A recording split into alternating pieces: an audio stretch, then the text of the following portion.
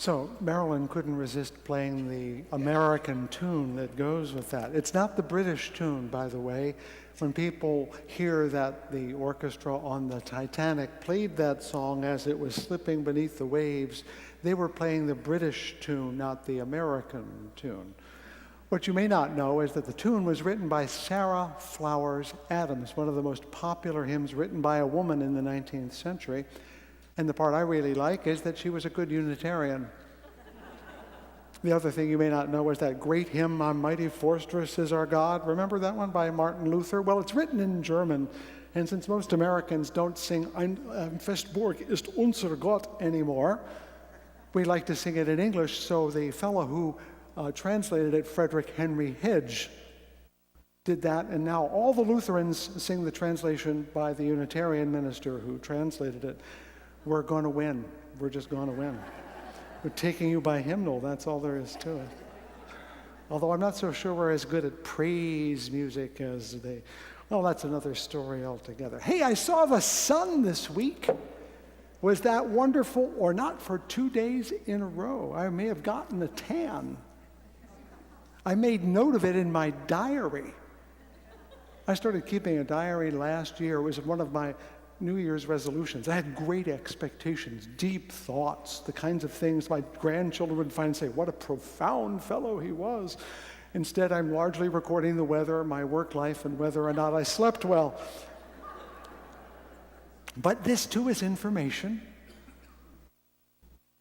So I failed to meet my great expectations, as I was talking about last week, but I'm still doing it. And I'm asking myself why, because sometimes I do make note of a thought that seems worth hanging onto. Not every day. And of course, the future may judge it if they wish. Something unexpected is always close by when you think about it. Whether you notice it or not, something you didn't anticipate happening or noticing.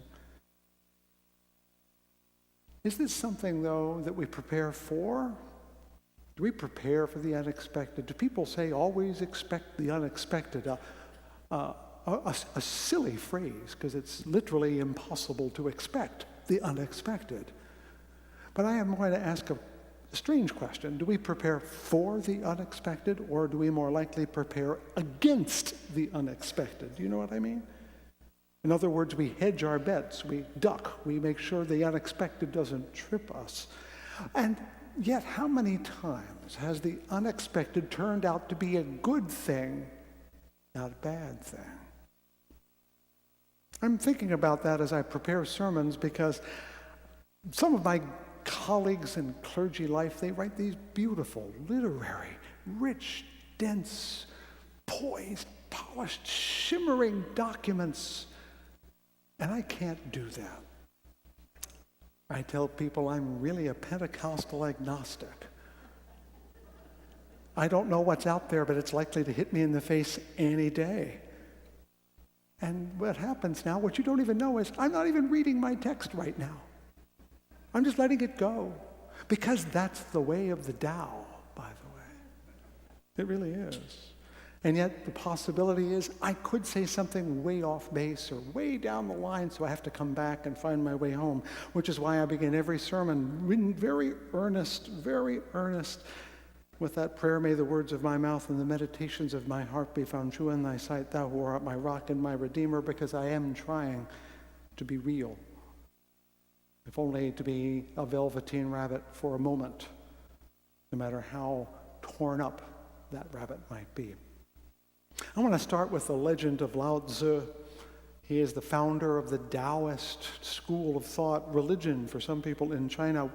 I think it's good for us to get a little used to things that are outside of not only our comfort zone, but our time zone. It turns out Lao Tzu, according to legend, was a librarian. When was the last time a librarian got to be named the founder of a great religion? But I'm already feeling better about it right now. Like Einstein, years later, he left his job when it got to be a little unsafe. But also like Einstein, being a librarian meant that his day job gave him plenty of time to think deep thoughts. So when he left the library of the emperor during a time of political turmoil and corruption, he went west according to the legends. He rode on the back of a water buffalo. I'm not sure I would do that. And he ended up at the western edge of the Chinese Empire, where upon trying to enter a remote city, he met a sentry named Yin Shi. And he said, Yin Shi, to Lao Tzu, "So who are you anyway?" And Lao Tzu says, "I am a philosopher." And Yin Shi says, "So tell me about your philosophy." And Yin Shi, the sentry, the guard, not a man of letters, after a while said, "This is very intriguing, but I won't remember it, so could you please write it down?" And the result was the book called the Tao Te Ching, according to legend. Another irony that it's a sentry, a soldier, who provokes the creation of a great book. We may have hope for ourselves. We may yet ask a question that results in a great book, even if we don't write the great book. Now, Lao Tzu is one of the two great philosophers of China, the other one being Kongfuji, otherwise known as Confucius. And they both compete and collaborate through Chinese history. In fact, in some ways, they are the yin and the yang that is a part of the Taoist point of view, because I am talking about Taoism today. Some of us who are my age or a little older remember when we bought a copy of the Tao Te Ching, and we would use coins to cast our fortunes using the epigrammatic chapters, like the one I read you earlier about to gain knowledge, add things every day. Because each one of these chapters is a hexagram of a broken line or a whole line, and the combination is random. The randomness is important, by the way. But of course, I could go on about this, but just like Christianity is way more than talking about Jesus, Taoism is way more than the Tao Te Ching and throwing coins or reading epigrams. And I can't possibly give it all to you today because I'm not a Taoist. And what's more, there's a vast library, but I can give you a hint. And the hint will be, well, actually, I'll get to the hint in just a little moment. You need to know a little more about the Spring Festival, which is technically what the Chinese New Year is. You need to know why I and so many of you are wearing red. Have you a clue?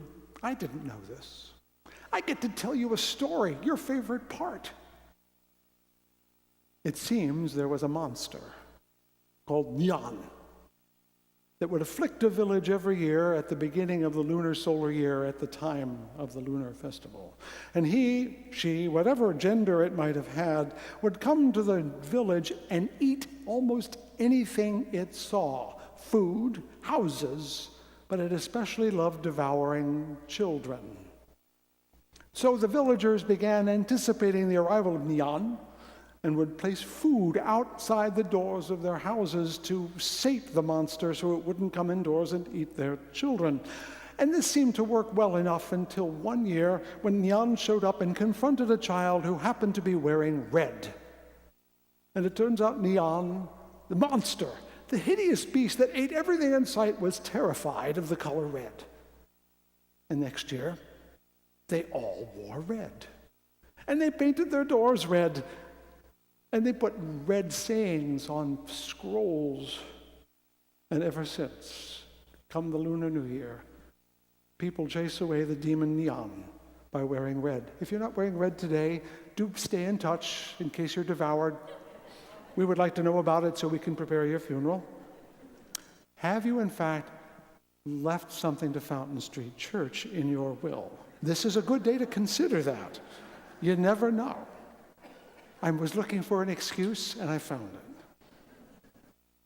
They also did, so the festival, though, as you learned earlier this morning, is much larger than China. You heard a Korean part of it. There are things that go on in Malaysia and in Southeast Asia. In other words, Chinese New Year is not really Chinese, it's Asian New Year. And Taoism is not just the book of the changes, it's a large complex, a whole culture of things. But I can give you this much about Taoism that you ought to have. It starts with that place I started this morning. when I said something unexpected is always nearby. That's essentially what Taoism is telling you at the very beginning. It's about how we live in a world that is beyond our understanding and control, that whatever drives the world, that power, that force, whatever it is that's called Tao, is not definable, controllable, or understandable. That's why they spoke in paradoxes and riddles, to help you realize how little you know.